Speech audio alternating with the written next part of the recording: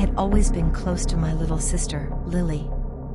The 11-year-old had an innocence about her that made her the heart of our family.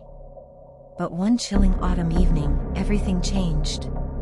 It was a Saturday, and I was home alone with Lily while our parents were out for dinner. We had a tradition of watching scary movies together. I thought it was a good idea for bonding, even though I knew she got spooked easily. We settled in the dimly lit living room with a bowl of popcorn and began watching an old black and white horror film. The wind howled outside, adding an eerie ambience to the scene. Lily snuggled up close to me as the film's tension grew. The flickering images on the screen cast strange shadows across the room.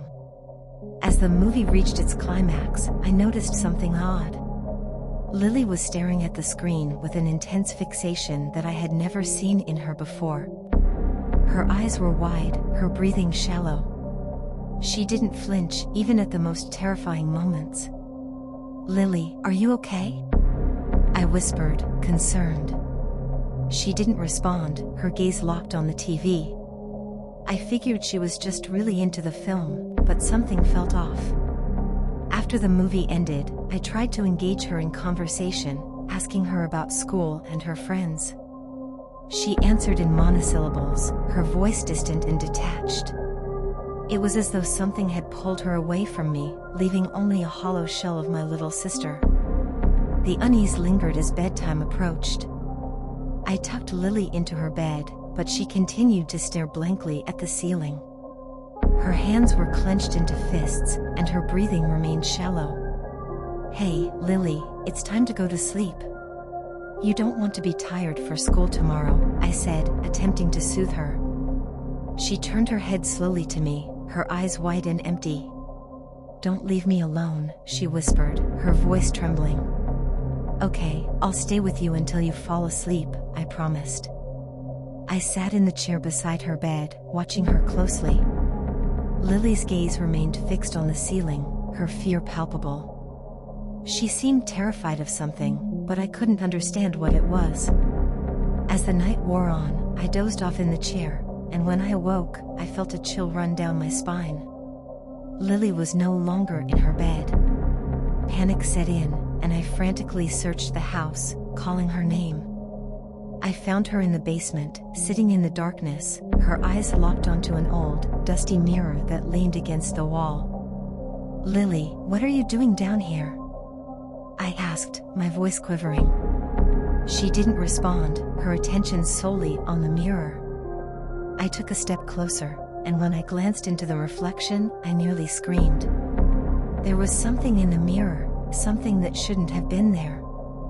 A tall, shadowy figure with long, gnarled fingers reached out as if trying to break through the glass.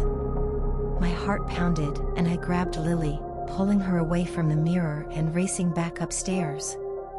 I locked the basement door and called our parents, explaining what had happened. They rushed home, their worry evident in their faces.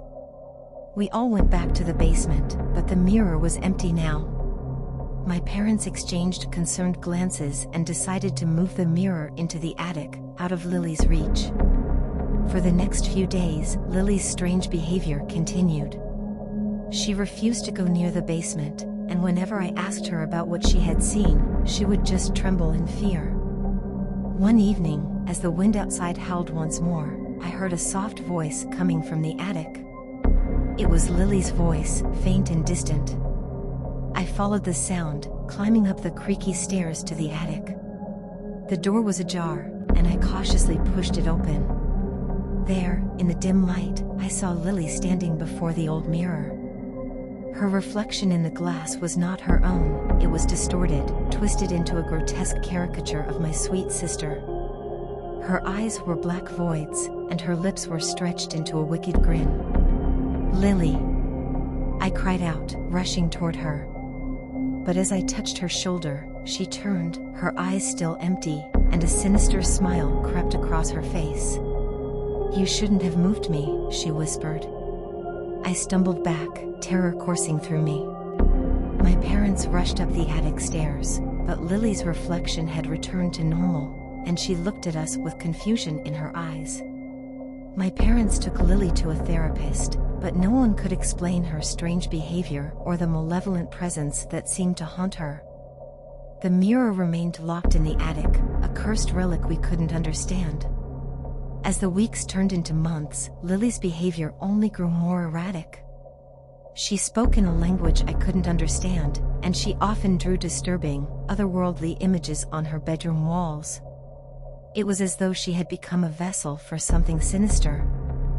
I feared for my sister's safety, and as the years went by, I watched helplessly as the darkness within her consumed her innocence. Our once close bond had withered, replaced by something monstrous. The mirror, hidden away in the attic, held the key to this nightmare, but I couldn't bring myself to destroy it, fearing the consequences of setting the malevolent force within free. To this day, my sister remains trapped in a world of fear and shadows, her eyes vacant, her soul consumed by the darkness that lurks within the old mirror. I can't help but wonder if I should have destroyed that mirror when I had the chance, and if doing so might have saved Lily from her terrifying fate.